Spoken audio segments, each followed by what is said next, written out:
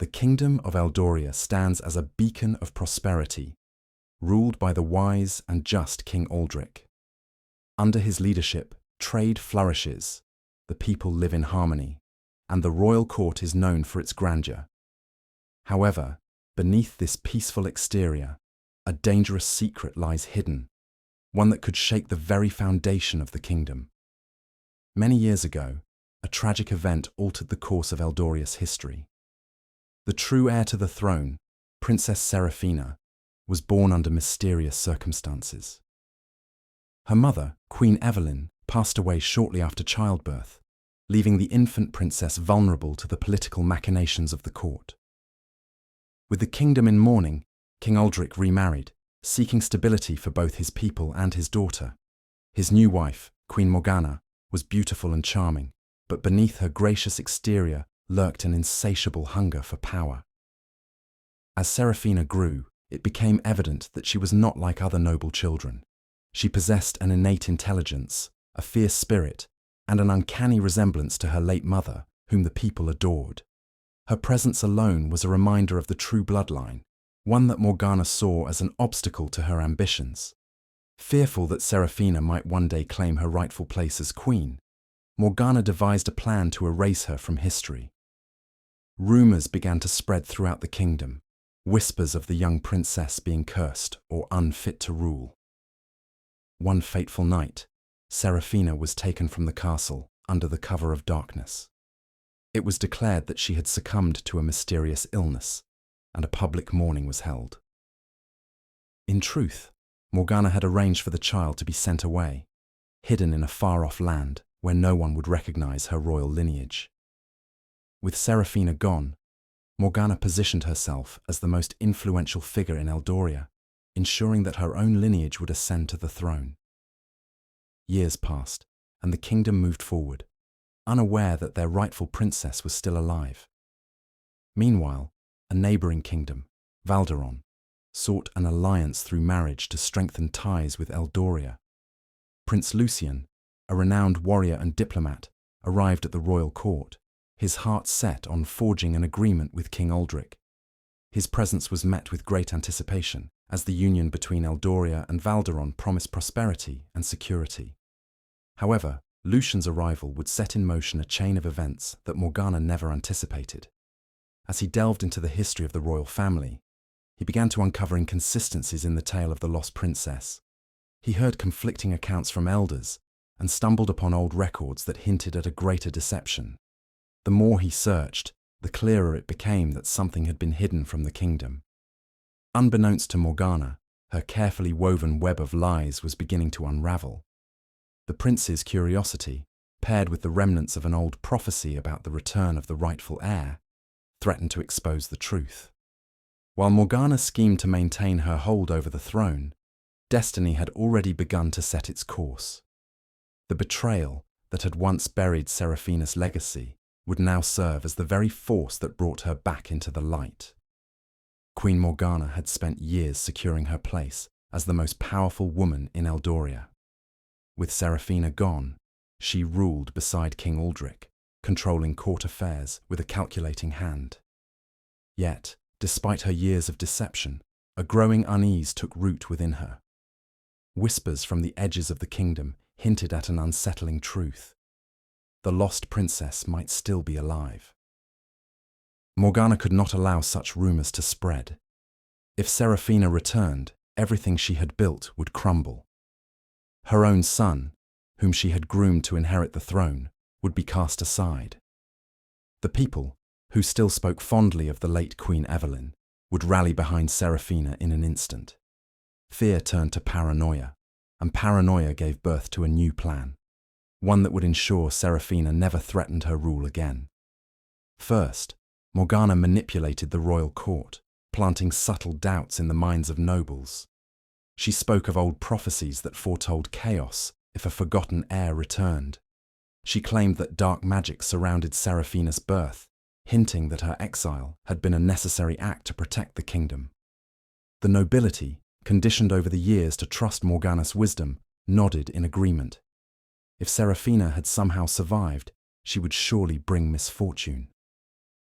Next, Morgana turned to the people. Through carefully spread rumors, she twisted Seraphina's image from that of a beloved lost princess to a potential danger. Tales of a rogue woman living in the wilderness, seeking revenge against the royal family, began to circulate. Morgana ensured that fear took root in the hearts of Eldoria's citizens. Yet, rumors alone were not enough.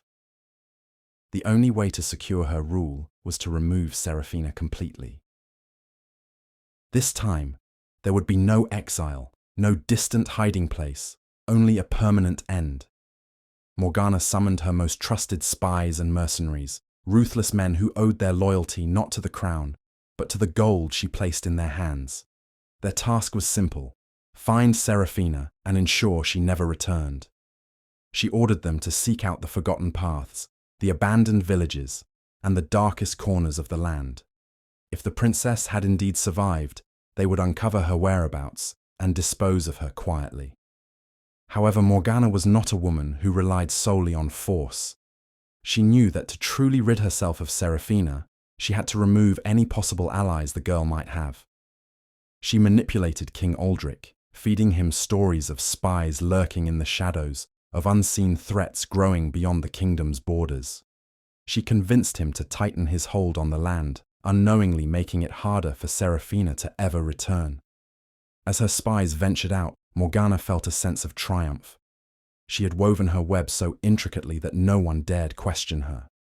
The court remained blind to her true intentions. The people feared the return of their own princess, and the king, burdened with worries of war and treachery, saw no reason to doubt her counsel. Still, fate had a way of unraveling even the most carefully laid plans. The very scheme Morgana believed would rid her of Seraphina forever would instead lead the prince right to her. Seraphina had no memory of the grand halls of Eldoria, or the life that had once been hers. All she knew was survival. Since childhood, she had lived on the fringes of civilization, forced to rely on her wits and instincts. When she was first abandoned in the dark forest, fear had threatened to consume her, but she refused to let it win. She learned to hunt, to find shelter in the thick trees, and to read the signs of nature. Though the forest was unforgiving, it had also become her home. She had grown strong, her body accustomed to the harsh life of the wild. She fashioned weapons from sharpened stones and broken branches, learned which plants could heal and which could kill. Every hardship she faced only strengthened her resolve. She was not a lost girl. She was a survivor. One evening, while searching for food near a hidden stream, Seraphina stumbled upon a small cottage nestled between the trees. Smoke curled from its chimney, and the scent of herbs filled the air. Cautious but curious, she watched from a distance until an old woman emerged, her eyes sharp despite her weathered face. The woman, known as Yara, was a healer and a seer. Unlike others who feared the wild, Yara welcomed it, living in harmony with the land. When she saw Seraphina, she did not see an ordinary girl. She saw something more. "You carry the weight of a forgotten name," Yara told her one night as they sat by the fire. "A name that once meant everything to this kingdom." Seraphina listened, skeptical, but unable to ignore the feeling that Yara spoke the truth. Over time, the healer revealed more. She spoke of a prophecy whispered among the elders, a lost heir who would return to reclaim what was rightfully theirs, a ruler forged through hardship and trials. Yara believed Seraphina was that heir. At first, Seraphina dismissed it. She had never known a life beyond the forest, never imagined herself as royalty. Yet, as Yara guided her through old teachings, showing her ancient symbols, and telling stories of a kingdom that once had a princess with emerald eyes, eyes just like hers, doubt began to creep in. Yara did more than share knowledge. She trained Seraphina. The healer had once been part of a hidden order, skilled in both combat and magic. She taught Seraphina how to fight, how to wield a dagger with precision, and how to defend herself against those who sought to harm her. But more importantly, she awakened something within Seraphina, a power buried deep, waiting to be unleashed. Through months of training, Seraphina honed her skills, her movements becoming swift, her instincts sharper. She learned to sense the energy in the earth, to use her surroundings as both shield and weapon. Though she did not fully understand the magic that stirred within her, she knew it was part of her, part of the legacy Morgana had tried to erase. For the first time, Seraphina felt a purpose greater than survival. She was no longer just a girl lost in the woods. She was something more, something powerful. And soon, the world would know it too. Prince Lucian had always been a man of honor, bound by duty and a deep sense of justice. When he arrived in Eldoria seeking an alliance, he expected diplomacy, not whispers of a buried past. Yet, the more time he spent in the royal court, the more uneasy he became. The official story of Princess Seraphina's death did not sit well with him. Something about the way Queen Morgana spoke of it, detached, rehearsed, made him suspicious. There were no portraits of the lost princess, no grand memorials in her honor. It was as if she had been erased entirely. One evening, Lucian overheard two elderly nobles speaking in hushed voices. They spoke of the late Queen Evelyn and how the people had adored her. They mentioned a prophecy, one that spoke of a lost heir destined to return. When Morgana's name came up, the tone of their voices shifted, laced with fear and resentment. Lucian knew then that something was being hidden. Determined to uncover the truth, he began his own investigation. Under the guise of touring the castle, he visited the royal archives. Morgana had ensured that official records supported her narrative, but Lucian had experience with deception. He knew the truth was rarely in plain sight. After days of searching, he discovered something unusual: a set of documents sealed away in a forgotten section of the archives. Among them was an old royal decree announcing Seraphina's birth. But curiously, there was no official declaration of her death, no records of a funeral, no official statement from the king, only a vague mention that the princess had fallen to illness. This was not the way a kingdom mourned a beloved heir. Lucian needed more proof. He turned to the oldest members of the royal staff, those who had served before Morgana's arrival. Many were too afraid to speak, their loyalty to the queen forged through fear. But an elderly maid, Marta, finally broke her silence.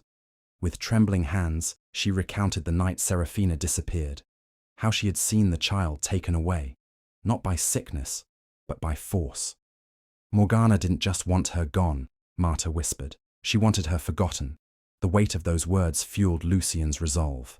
If Seraphina was alive, she was in danger. If she was dead, she deserved justice. Either way, he could no longer ignore the truth. Through further investigation, Lucian traced accounts of a girl matching Seraphina's description. A young woman seen on the edges of civilization, rumored to have survived in the wild. The clues led to a single location: the dark forest. It was a place feared by many, filled with treacherous paths and dangerous creatures. If Seraphina had survived there, she was no ordinary woman. Without hesitation, Lucian gathered his supplies and set out alone. He told no one of his mission, knowing that if Morgana caught wind of it, she would do everything in her power to stop him. As he rode toward the unknown, he felt the weight of destiny pressing down on him. He had come to Eldoria seeking an alliance. What he found was a kingdom built on lies, and at the heart of it all was a lost princess who might just change everything. The dark forest was as treacherous as the rumors had warned. Thick, gnarled trees blocked out the sunlight, and the air was thick with the scent of damp earth and hidden dangers. Prince Lucian had been traveling for days, following scattered clues and whispered rumors, but he had yet to find any sign of the lost princess. Then, one evening, as he neared a clearing, he heard the unmistakable clash of steel. Spurring his horse forward, Lucian emerged from the shadows to witness a battle unfolding before him. A group of armed bandits surrounded a lone woman, their blades glinting in the fading light. But to his astonishment, she was not cowering. She was fighting. Seraphina moved with precision and ferocity, her dagger flashing as she countered each attack. She was outnumbered, yet she showed no fear. She ducked under a sword swing, twisting to land a swift kick against one of the men, sending him stumbling backward. Another lunged at her, but she parried with surprising strength, using the momentum to drive her own blade into his side. Lucian had never seen a noblewoman, or any woman for that matter, fight like this. She was no mere survivor, she was a warrior. Realizing she was still at a disadvantage, Lucian drew his sword and charged into the fray. His presence caught the bandits off guard, and with their numbers dwindling, they quickly fled into the shadows. Seraphina stood still, gripping her weapon tightly, her breath steady despite the fight. Her emerald eyes met Lucian's, sharp with suspicion. "I didn't need your help," she said, voice firm. Lucian sheathed his sword, offering a slight smile. "It looked like you had things under control, but I couldn't stand by and do nothing." She studied him, her gaze assessing. He was dressed as a noble, but there was something different about him, something sincere. "What are you doing out here?" she asked. "Men like you don't wander into these woods for fun." Lucian chose his words carefully. "I'm searching for someone, a princess taken from her kingdom long ago." Her expression hardened. "And if you find her?" He met her gaze without hesitation. "I want to help her reclaim what was stolen." Silence stretched between them. Seraphina had spent her entire life fending for herself, trusting no one. But there was something about this prince, his honesty, his determination, that intrigued her. He wasn't like the greedy men who came to these lands seeking power. He was different. Still, trust was not given easily. "Come," she finally said, turning away. "If you're truly looking for the lost princess, you'll need to keep up." Lucian fell into step beside her. He had set out to find the truth, but he hadn't expected to find a woman who defied every expectation. As they walked deeper into the forest, neither of them knew just how much their fates had already intertwined. The journey back to the kingdom was fraught with danger. The dark forest, already treacherous, became even more perilous as Morgana's spies lurked in the shadows, hunting for any sign of the lost princess. Every night, Lucian and Seraphina remained vigilant, taking turns keeping watch, knowing that the queen's reach extended far beyond the palace walls. One evening, as they made camp near a rocky outcrop, a pack of wild beasts emerged from the underbrush, their glowing eyes fixated on the travelers. Snarling, the creatures crept closer, their hunger evident. Without hesitation, Lucian and Seraphina stood back to back, weapons drawn. Seraphina moved swiftly, using her agility to dodge the lunges of the beasts while striking with precision. Lucian, trained in the art of combat, fought with practiced efficiency. Together, they drove the creatures away, but as the last beast retreated into the darkness, Lucian saw the way Seraphina clutched her arm, her sleeve torn, blood seeping through the fabric. "You're hurt," he said, stepping closer. "It's nothing," she insisted, but Lucian was already kneeling beside her, carefully wrapping the wound with a strip of cloth. His touch was gentle, his concern evident. For so long, Seraphina had relied on herself, never allowing anyone to tend to her wounds, physical or otherwise. Yet with Lucian, she felt something different. As they continued their journey, Lucian began to teach her about the court, the intricate web of alliances, betrayals, and unspoken rules that governed the nobility. Seraphina listened intently, absorbing every detail. She had spent her life surviving in the wilderness, but the palace was a battlefield of a different kind, one she needed to understand if she was to reclaim her place. Under the canopy of stars, their conversations deepened. Lucian spoke of his own struggles, of the pressures of being a prince bound by duty. In turn, Seraphina revealed her fears, her doubts about being worthy of the throne. "What if I'm not the ruler they need?" she asked one night, staring into the flickering fire. "I've spent my life fighting to survive, not learning diplomacy or ruling a kingdom." Lucian regarded her carefully before speaking. A ruler is not made by luxury or noble blood alone. A true leader understands hardship, knows what it means to struggle. The people of Eldoria don't need a queen raised in a palace. They need one who has fought for her place in this world. His words lingered in her mind, weaving into the fabric of her thoughts. She had always seen herself as an outcast, a forgotten relic of a past that no longer existed. But with each step toward the kingdom, with each battle fought and lesson learned, she began to wonder, was it possible she had been shaped for this moment all along? As the days passed, the tension between them shifted, no longer solely fueled by urgency and danger, but by something deeper. Every shared glance, every touch that lingered a moment too long, spoke of an unspoken connection. One evening, as they stood at the edge of a vast valley, looking down at the flickering lights of a distant village, Lucian turned to her. "When this is over, when you take back what's yours, what then?" Seraphina hesitated, the weight of the question pressing on her heart. "I don't know. I've never thought beyond survival." Lucian reached for her hand, his fingers brushing against hers.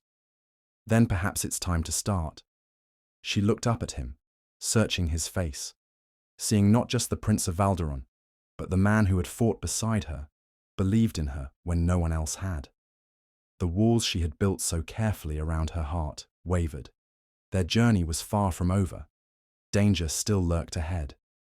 But in that moment, with the moonlight casting a soft glow around them, Seraphina felt something she had not allowed herself to feel in years: hope. Queen Morgana paced within the grand halls of Eldoria, her mind racing as she received the latest report from her spies. Seraphina was alive. Worse yet, Prince Lucian of Valderon had sided with her. Her carefully woven web of lies was unraveling. Morgana had spent years ensuring the kingdom forgot its rightful heir. She had eliminated threats, silenced those who dared question her rule, and rewritten history itself. But now, the one girl she had cast into the wild had returned, stronger than ever, with a foreign prince at her side. She could not allow Seraphina to reach the palace. With calculated precision, Morgana summoned her most loyal advisors and generals. In the great hall, her voice dripped with venom as she spun a tale of treason. "Seraphina is no princess," she declared to the court. "She is a rogue assassin, a danger to Eldoria. She has seduced Prince Lucian into her schemes, plotting to overthrow the rightful rule of this kingdom." Gasps echoed through the chamber. Murmurs of confusion and fear spread among the nobles. Some had long suspected Morgana's cruelty, but few dared speak against her. "To protect our land," Morgana continued, "we must act swiftly. By dawn, I want patrols on every road. Soldiers will hunt her down before she reaches the castle gates." One of her generals stepped forward. "Your Majesty, what if Prince Lucian stands in our way?" Morgana's smile was cold. "Then he too will be branded a traitor." As the Queen's forces mobilized, she prepared her final move, an ambush. She would ensure that Seraphina never set foot in Eldoria again. Far from the castle, Seraphina and Lucian had no idea that they were already considered enemies of the crown. They traveled under the cover of darkness, moving cautiously, knowing Morgana would not let them return without resistance. One evening, as they reached the outskirts of a small village, Seraphina felt an unease settle over her. The air was too still. The usual night sounds, rustling leaves, chirping insects, were absent. Lucian sensed it too. His hand moved to the hilt of his sword. Something ain't right. Before he could say another word, the first arrow struck the tree beside them. Then came the sound of hooves, soldiers, dozens of them, emerging from the shadows, their armor glinting in the moonlight. Seraphina and Lucian barely had time to react before they were surrounded. A mounted officer stepped forward, unrolling a royal decree. His voice rang through the night. "By order of Queen Morgana, the rogue Seraphina is hereby declared a traitor to the crown. Any who stand with her will share her fate." Lucian stepped in front of her. "This is madness. She is the rightful heir, not a traitor." The officer's expression did not waver. "Stand down, Your Highness, or you too will be taken prisoner." Seraphina's heart pounded. This was Morgana's final attempt to erase her. The Queen had twisted the truth, turned her own people against her. But Seraphina was done running. Gripping her dagger, she exchanged a glance with Lucian. They would not go down without a fight. The battle for the throne had begun. The night before the battle, Seraphina stood atop a hillside, overlooking the distant glow of Eldoria's castle. The city that should have been her home, the throne that should have been her birthright, had been stolen from her, but no more. Lucian approached, his expression resolute. "The rebels are ready. They've been waiting for this moment for years." Throughout their journey, Seraphina and Lucian had gathered allies, those who had once served under King Aldric, and those who had suffered under Morgana's cruel reign. Former knights, exiled nobles, and villagers who had long whispered of the lost princess now stood ready to fight. The people had not forgotten her after all. At dawn, they marched toward Eldoria. The city gates were heavily guarded, but Seraphina had a plan. While a small group of rebels created a diversion at the main entrance, she and Lucian led the rest through the secret tunnels beneath the castle, passages known only to those who had once lived within its walls. As they emerged inside the castle grounds, the battle erupted. Swords clashed, arrows flew, and the sound of battle cries filled the air. Morgana's forces, though strong, were unprepared for the sheer determination of Seraphina's army. The rebels fought with everything they had, pushing toward the throne room where the Queen awaited. Seraphina and Lucian cut through the chaos, fighting side by side. She moved like a shadow, swift and precise, while he struck with the discipline of a seasoned warrior. Together, they carved a path through the enemy lines. At last, they reached the great hall. Morgana stood atop the dais, flanked by her remaining loyal guards. She looked upon Seraphina with disdain, though there was a flicker of fear in her eyes. "You have no claim here," the Queen sneered. "This kingdom belongs to me." Seraphina stepped forward, blood staining her tunic, but her voice was steady. "This kingdom belongs to its people, and they will see you for what you truly are." Morgana scoffed. "And who will believe you?" Before Seraphina could answer, the doors burst open. The rebels flooded in, followed by nobles who had been held under Morgana's rule for too long. Among them was an aging advisor, one who had served King Aldric faithfully. "She speaks the truth," the old man declared. "She is the daughter of Queen Evelyn, the rightful heir to Eldoria." Gasps rippled through the chamber. Morgana's web of lies unraveled in an instant. Realizing her time was up, the Queen lunged for a hidden dagger, but Seraphina was faster.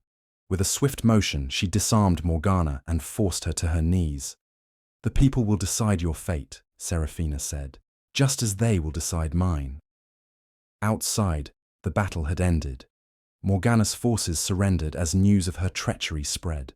The kingdom of Eldoria had found its lost princess, and Seraphina had found her destiny. The great hall of Eldoria's castle, once tainted by Morgana's treachery, now stood as a symbol of renewal. Torches flickered along the stone walls, illuminating the banners of the old kingdom that had been hidden away for years. The air buzzed with anticipation as nobles, soldiers, and commoners alike gathered, awaiting the moment they had long been denied, the return of their rightful ruler. Seraphina stood at the threshold of the throne room, her heart pounding. She had spent her life fighting for survival, never imagining this moment would come. But as she looked out at the faces of those who had risked everything to see her restored, she knew she could not waver. Lucian was beside her, his presence steady and unwavering. He had fought for her, believed in her when no one else had. And now, he would stand with her as she took her rightful place. The doors swung open, and silence fell over the hall. Seraphina stepped forward, her head held high. The people watched with bated breath as she ascended the dais, where the throne, her father's throne, stood waiting. At the base of the steps, Morgana knelt in chains, her once powerful presence reduced to nothing. The council had debated her fate, and now the decision would be carried out. The false queen has been stripped of her power, an elder noble declared. For crimes against the rightful heir and the kingdom of Eldoria, her punishment shall be exile. Morgana's lips curled in bitter defiance, but she did not resist as she was dragged away, her reign ending not with glory, but with disgrace. As the doors closed behind her, the weight of years of deception and suffering lifted. Seraphina turned back to the throne. Slowly, she ascended the steps, pausing as she reached the seat of power. She ran her fingers along its carved edges, feeling the legacy of those who had come before her. Then, with a deep breath, she took her place. The room erupted in cheers. "The true queen has returned!" someone cried. Tears welled in Seraphina's eyes, not of sorrow, but of relief, of triumph. Lucian approached, bowing before her, but she shook her head with a soft smile. "You never need to bow to me." He took her hand, pressing a kiss to her knuckles. "Then I will stand beside you, always." She squeezed his hand, knowing that she had not only reclaimed her throne, but also found something even greater: love, loyalty, and a future she had never dared to dream of. As the bells of Eldoria rang, echoing across the land, the people poured into the streets in celebration. Their queen had returned, and a new era had begun. The golden sun rose over Eldoria, casting a warm glow upon the castle that had once been a place of betrayal and sorrow. Now, it stood as a beacon of hope, its banners waving proudly in the morning breeze. The echoes of celebration still lingered in the air, songs of victory, laughter in the streets, and the joyous ringing of bells announcing the dawn of a new era. Seraphina stood upon the royal balcony, gazing out at the kingdom she had fought so hard to reclaim. The people cheered her name, their voices filled with admiration and loyalty. She had been lost to them once, but now she was home. Lucian stepped beside her, his presence grounding her. He had been there through it all, through the battles, the betrayals, the moments when she doubted herself. Now, he stood not as a foreign prince, but as the man who had helped her find her strength. "You did it," he said softly, his gaze warm. "We did it," she thought, but instead, she turned to him with a smile. The real work begins now. She had not only reclaimed her throne, but vowed to be the kind of ruler her father had been, just, compassionate, and wise. No child would ever suffer as she had, lost and forgotten. She would ensure that truth and justice prevailed over greed and deception. The prophecy had come to pass. The rightful queen had returned, bringing light where there had once been darkness. As she looked into Lucian's eyes, she saw not just the weight of responsibility that lay ahead, but also the promise of love and partnership. "Stay," she whispered. Lucian took her hand, pressing it against his heart. "For as long as you'll have me." With a hopeful smile, Seraphina turned back to the kingdom, ready to face whatever challenges the future held. Eldoria had been restored, and with it, so had she.